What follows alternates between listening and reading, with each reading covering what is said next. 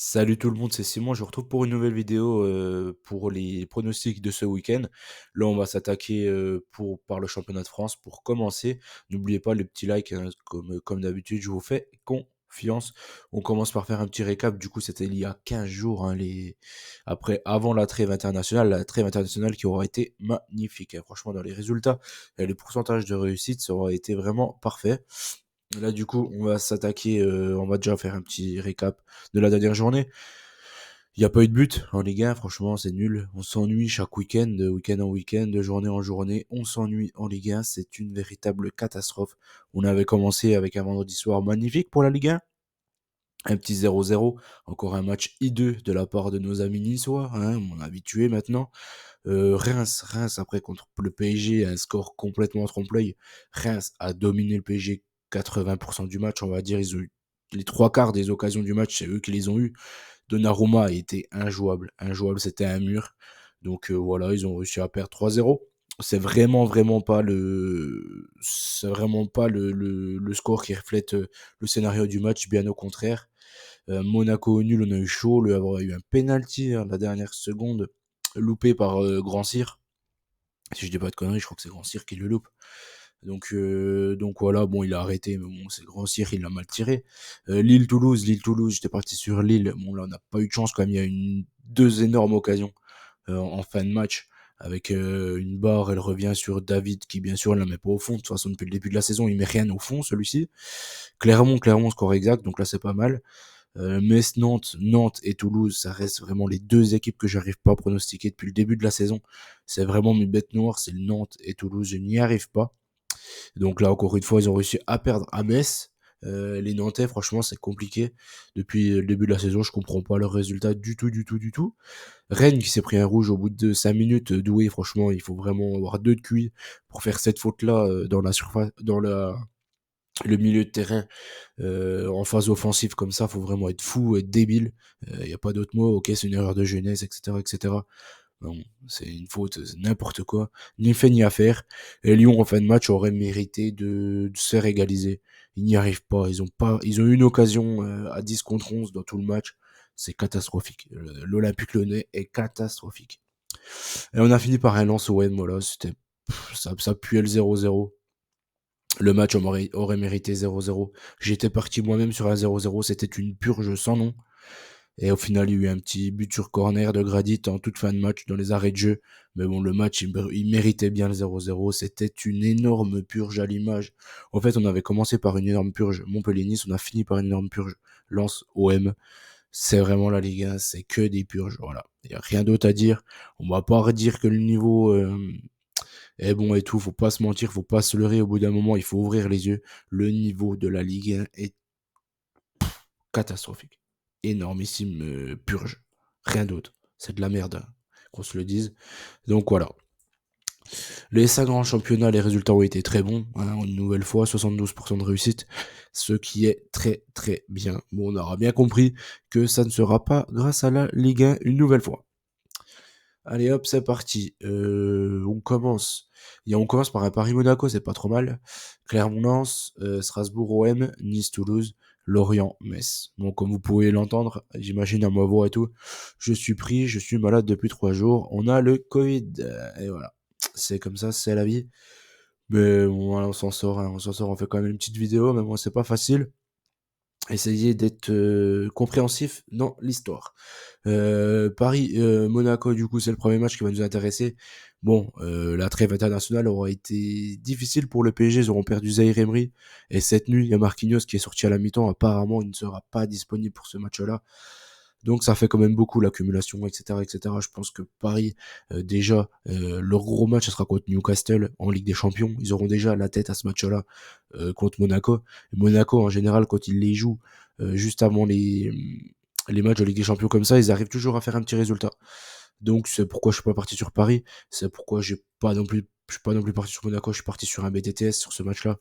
Je pense que les deux équipes, elles devraient marquer, même si c'est de la Ligue 1, même si Monaco est décevant, vraiment très décevant ces derniers temps, depuis l'arrivée de Balogun, ce qui peut paraître surprenant, mais je pense que Ben Yedder, depuis l'arrivée de Balogun, est beaucoup moins bon. et le jeu collectif est aussi beaucoup, beaucoup moins bon, qu'il soit là ou pas là. Donc je sais pas ce qui a cassé dans cette équipe. Je sais pas si Ben Yedder il s'est mis dans la tête que là ils lui ont rajouté une concurrence pour qu'il parte, etc. Je sais pas, mais en tout cas il y a un truc qui est vraiment cassé dans cette équipe.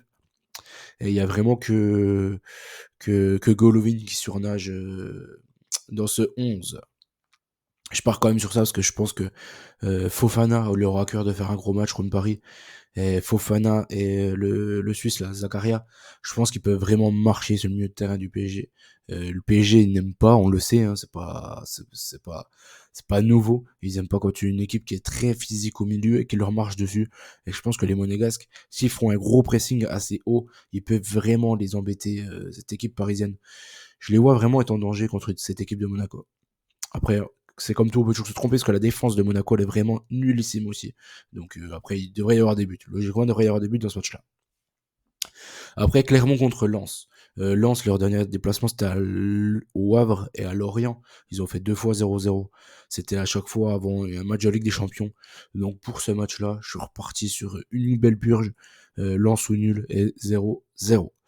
Strasbourg contre l'OM. Là, vous savez très bien que le coach Vira, je suis pas fan du tout. Et l'OM, mine de rien, s'ils perdent à Strasbourg, pour moi, ça va devenir vraiment dramatique. Donc, je les vois pas perdre quand même, faut peut-être pas déconner. Je pars quand même sur un OM ou nul sur ce match-là. Mais bon, faut se méfier quand même. T'as une attaque olympienne qui se procure quand même pas mal d'occasions, mais qui ne met pas, il la pousse jamais au fond. Aminari, j'aime bien, mais au bout d'un moment, il va falloir qu'il travaille devant le but. Euh, Ismail Assar, Ismail Ndiaye aussi, c'est que ce soit l'un comme l'autre, c'est une catastrophe devant le but. Vitinha, Aubameyang, j'ai même pas envie de revenir dessus. Je pense qu'au bout d'un moment, il y a trop de problèmes. Mais je vais quand même leur faire confiance à Strasbourg. Du fait que Strasbourg, il y a vraiment aucun jeu collectif, il y a vraiment rien. Strasbourg, c'est vraiment le néant total cette saison. Donc je pars sur un OM ou nul et une victoire olympienne au final. Mais méfiez-vous quand même. On se méfie quand même du vieux 0-0 ou du vieux 1-1 sur ce match-là. Ça reste de la Ligue 1. Après Nice contre Toulouse, bon ben Nice contre Toulouse, déjà à la base je voulais partir sur un Nice de Renobet, je rate la cote, c'est impossible, je peux pas prendre Nice à 1,50, c'est pas possible pour moi, c'est totalement impossible du fait qu'ils marquaient un but par an. Donc franchement non. Et Toulouse, mine de rien, sont allés choper un petit nul du côté de Lille. L'an passé, il me semble qu'ils ont fait les 2 fois, ils ont fait des nuls. Donc je peux vraiment pas partir sur ça. Je suis parti sur le fait que ça soit une nouvelle purge.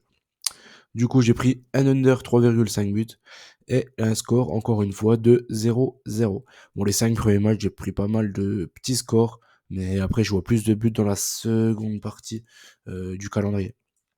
Après, c'est Lorient, du coup, contre Metz. Lorient contre Metz.